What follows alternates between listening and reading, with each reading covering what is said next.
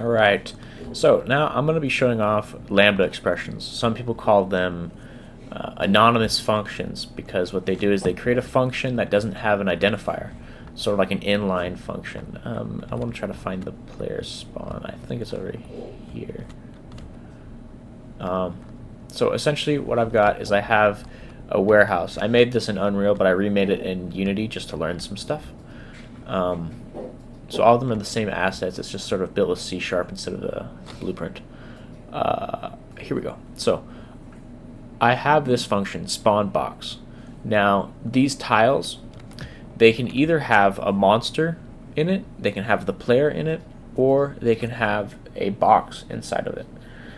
Now I don't want there to be a monster and a box in the same tile, because then the player wouldn't be able to pick up the box, they'd die.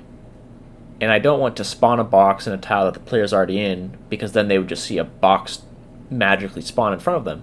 So what I have is I have this function, spawn random box, and what it does is it creates a list of these grids that are actually applicable for spawning, and then it gets a random index and spawns a box at one of these applicable squares. And so an applicable square is a box that doesn't contain the player, another box, or a monster in it. It's very simple, but I've got this link expression here. Now grid item.grid this is a static public field that just gives me every single grid item, and I do this .where method, and this is a link expression. I'm saying get me every single grid item that follows this function, and this is the Lambda expression. Is an anonymous function, so it takes this is the input to the function, and this is the output to the function, and well, this is actually the entire function itself. So anywhere you see square, it's putting this into that. And what is being put into the input? Well, it's actually this .where thing internally is doing a for each loop.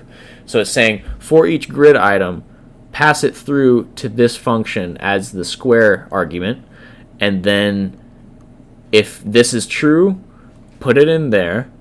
If it's false, go to the next one, and then at the very end I convert it to a list. And what that does is it just gets me a list of applicable squares that I could spawn a box at. I know for a fact that these squares don't contain a box or the player or a monster. So when I play the game, I have to hide the gameplay state.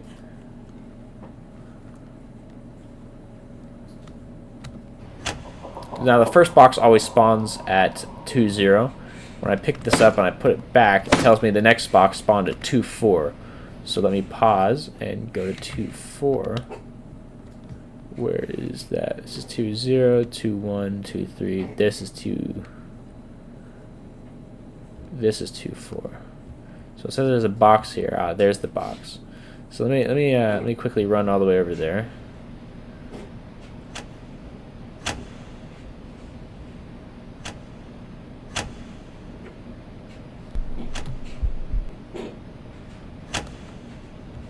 Wait a minute. Okay, yeah. I got scared for a minute. There's a monster inside of this square. The way the game works is if you hear the monster, you can hear its heartbeat. But I have enough time I could actually sidestep the monster entirely. Here we go. So now I'm in 2-4. There was a monster in 2-3. I can pick the box up, put it here, and it does that spawn box function. So now it says that the box spawned at 2-2. So I can be confident in saying that it will not ever spawn the box in a square that contains the player, a box, or the monster. So that is a use for Lambda functions right there. They're used for LINQ, which stands for Language Integrated Query. It's very useful. I mean, you could do the same thing with just a for each loop, but doing a LINQ expression looks more professional.